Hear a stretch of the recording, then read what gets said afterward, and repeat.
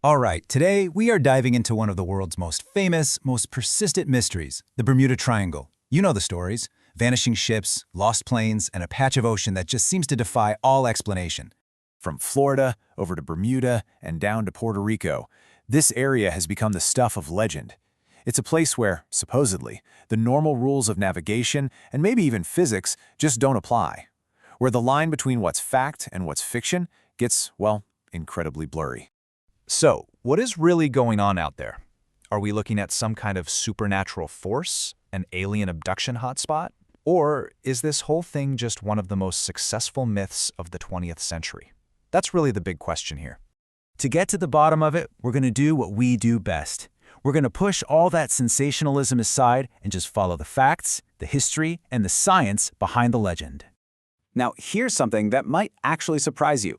This whole phenomenon, it didn't even have a name until 1964. A writer named Vincent Gaddis coined the phrase the Bermuda Triangle for a Pulp magazine article, and just like that, boom, a modern myth was born. And believe me, the impact was immediate. As one Bermudian magazine wryly put it, the legend pretty much condemned every local to a lifetime of questions, from the skeptical, "Is it real?" to the completely absurd, "Have you ever been lost in it?" But look, for a legend to stick around like this one has, it needs a solid foundation.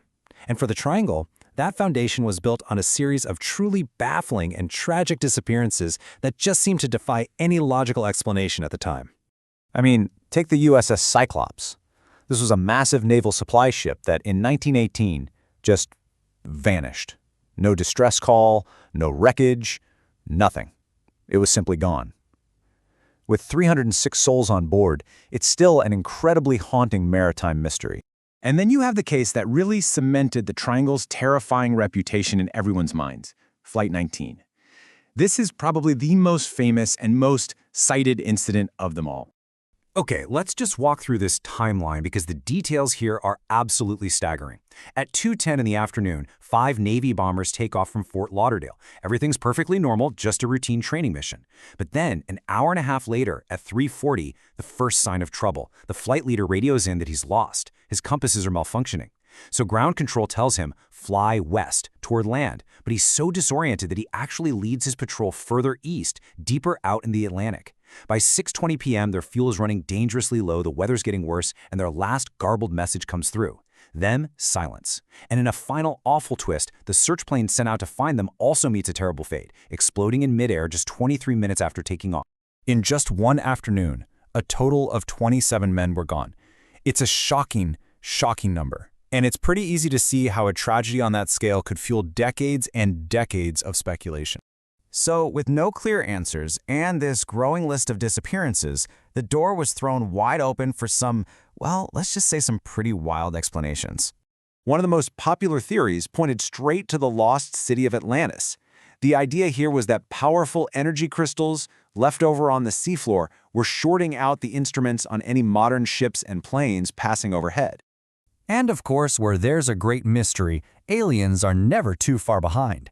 This theory proposed that there was an underwater UFO base responsible for abducting vessels for research, or for whatever other reasons aliens might have.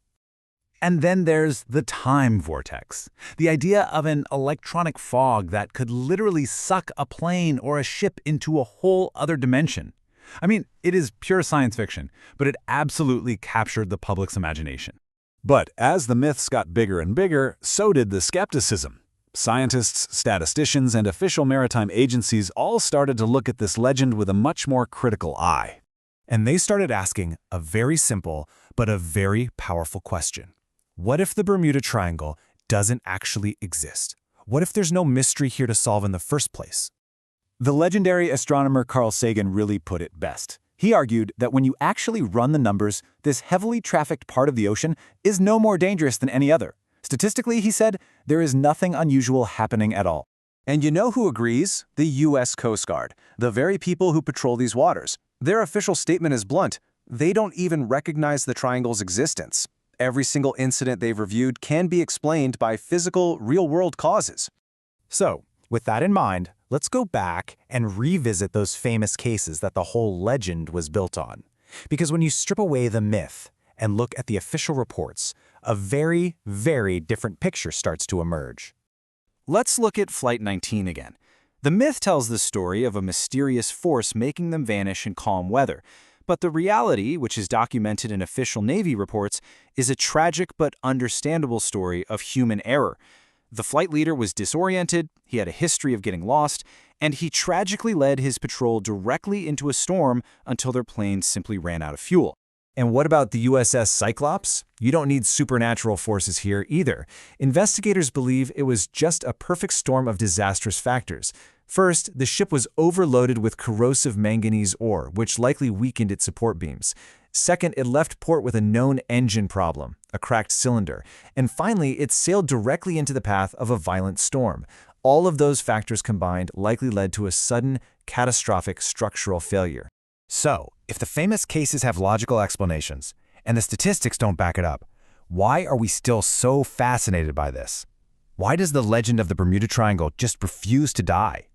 The real mystery is actually a simple recipe of pretty mundane facts. It's a high-traffic area with notoriously unpredictable weather. You add in the inevitable factor of human error and a history of sensationalized, inaccurate reporting, and you have all the ingredients you need to create a powerful and lasting myth.